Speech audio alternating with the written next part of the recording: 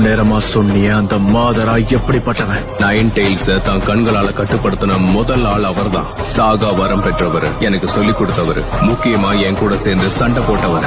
இந்த மாங்கேக்யூ ஷரிகானோட பரம ரகசியத்தை பத்தி முழுசா தெரிஞ்ச ஒரே ஆள் அவர் மட்டும்தான். அவர்தான் மாதரா உச்சிஹா.